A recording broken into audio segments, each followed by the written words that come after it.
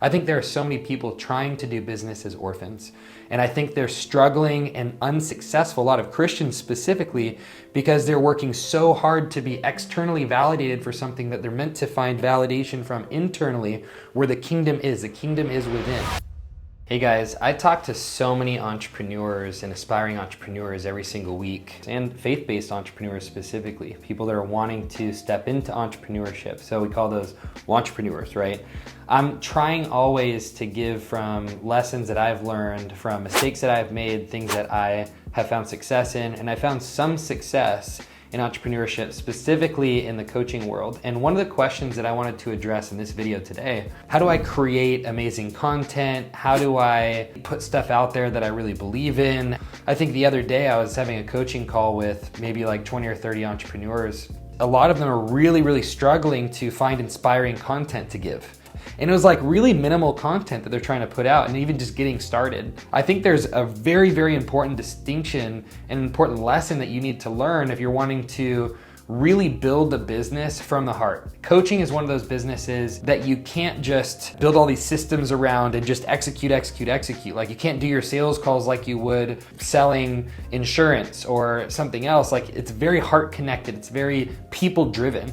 It's important that you are connected to your emotions and connected to individuals. And also in the content that you're creating, it's really contingent on your level of health as a person. As you grow healthier as an individual, it changes the way you show up in every environment. I've done probably over 500 plus hours of counseling that I've personally received. We've always been people that run after health. And if I'm starting to see that there are blind spots or areas that I need to work on, I go after it pretty hard. One thing that I've actually struggled with in business is figuring out how to match the business. So like dealing with all the systems, the finances, like the doing. There's so much doing in business. Tech stuff, like technology, how technology works, all the apps that integrate that are creating your systems.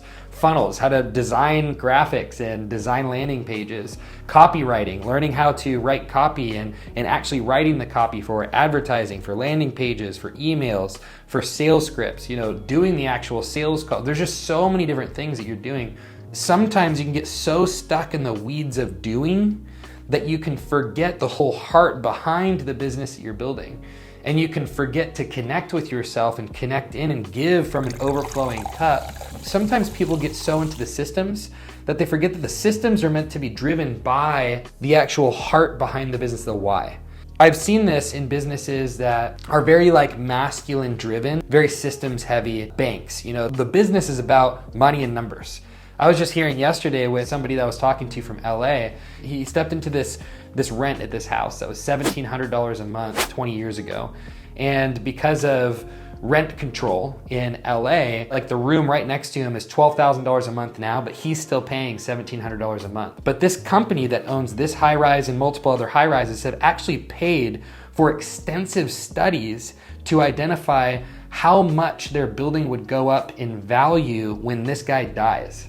They actually have statistics on all of their elderly tenants. It's crazy to think that someone can become such a number that you're tracking when they're going to die and how it's going to affect your bottom line. That's kind of what focusing too heavy on business can do to you when you're building something that you really care about, you're passionate about. And I've fallen for this multiple times in my business where I've lost sight of the big picture.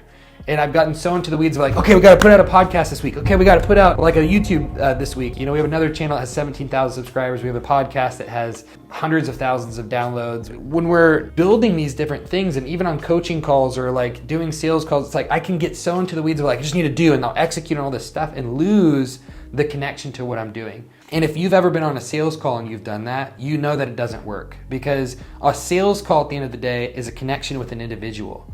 And if you lose sight of the person that you're trying to help through your service or your product, then your business will fail. And we've gone through some massive declines in our business specifically because I lost the heart and connection to the individual that I was helping.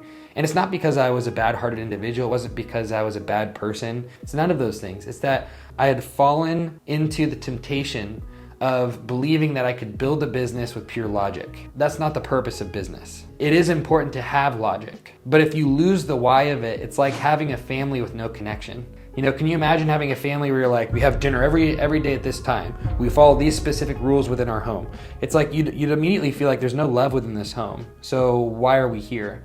The greatest businesses that have team members that stick around, have the lowest turnover, are businesses that have such a strong vision and an incredible culture of growth, excitement, building something that they believe in. So with all that being said, how do you actually implement this into your work and what you're doing? Nowadays, I honestly believe everything is content driven. If you are not on social media, so YouTube, Instagram, Facebook, some sort of social media engine, that you're putting stuff out there, letting people know the value that you have, you're missing out on so many people that want to raise their hand to work with you. For instance, if you're like, I'm building a coaching business, I'm wanting to be really successful in that. Well, don't go into every day with, okay, here's my task list, and then start going. What I did this morning, what I do a lot of days is I will take a walk and I'll listen to instrumental music and I'll just connect to myself. I'll connect to like, what am I feeling? What's going on inside of me? Is there anything that feels like it's connected to fear? Is there anything that's driven by insecurities right now?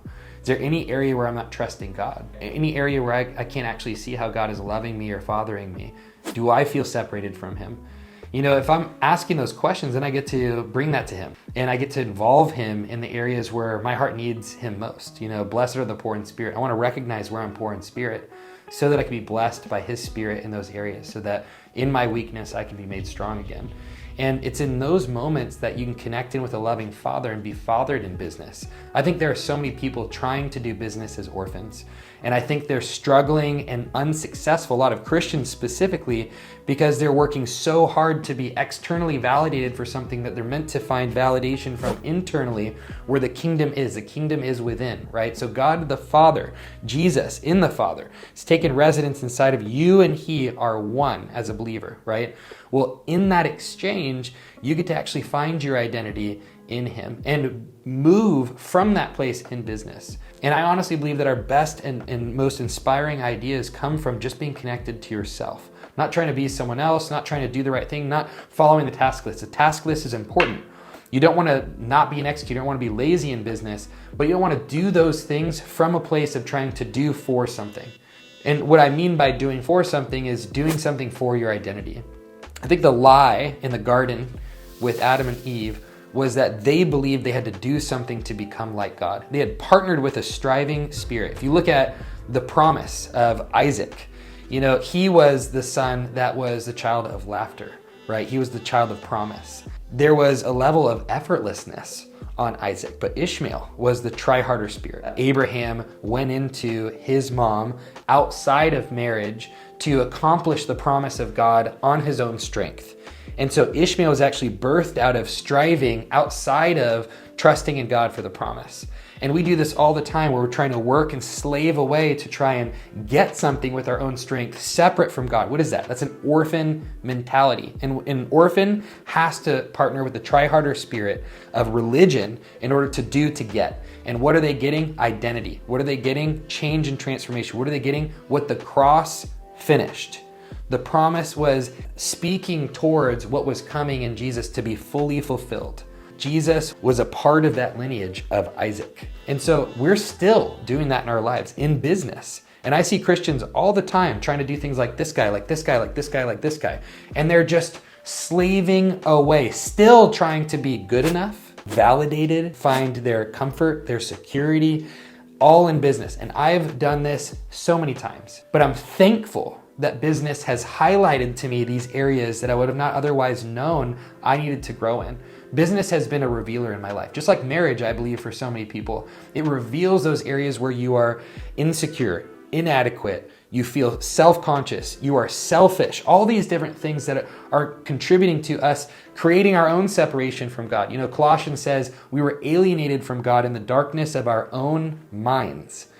What I believe these vehicles can be, when in submission to God, are vehicles that can deliver us. I think God specifically designed marriage to free us from our selfishness, free us from narcissism, free us from those things. We see so much divorce because people aren't willing to adopt that challenge. They aren't willing to adopt what God is doing, that sanctification that He has for us. So all this being said, if you are building something in business, don't just rush to do. Get time, get margin every morning, every day. Even if it's 5 or 10 minutes throughout the day, take those little pauses and check-ins throughout the day to go, am I heart connected to what I'm doing right now? Have I lost my why? What am I doing this for? Don't throw in an audiobook all the time. Don't watch videos like mine all the time, but you should definitely keep watching my videos and subscribe and comment on this. If you like it, you should take margin throughout your day to just be connected and sit alone and silent. Most Christians need to feel their deep aloneness enough to be able to recognize their pain they need to bring to God. But most of us are too busy dissociating with work, with busyness, with Netflix, with social media, and we're busy consuming, and so we can't create. One of the things my wife just said recently is that you're either in consumption or you're in creation. And I want to encourage you in this video, jump into creation. Creation comes from you receiving. It comes from you being. It comes from you giving from overflow. You can only give from overflow when you recognize you are overflowing now. Jesus made you an overflower. He already put everything that you needed inside of you. The more you believe that that is true, the more it manifests within your life. That's the kingdom. The kingdom is that you don't have to strive for it. You get to recognize it's true, and then fruit comes from you being the tree that is new and transformed. I hope this was helpful. Hope you get to adopt this into business. This is all about mindsets. It's all about taking some of those margins and applying some of these things and changing the way that you do the things that you're already doing from a more heart-connected place. I hope this is helpful. I hope you got a lot out of it. And if not, I'm so sorry. But if you could leave me some comments and let me know what was valuable to you, and if you have any other requests for content that I can create for you, please let me know, because I want to create content that's helpful for you guys. But also subscribe to this channel if you want to know about other videos coming that I'm making, because I don't want you to miss out on those things. Thank you so much. I'll see you next time.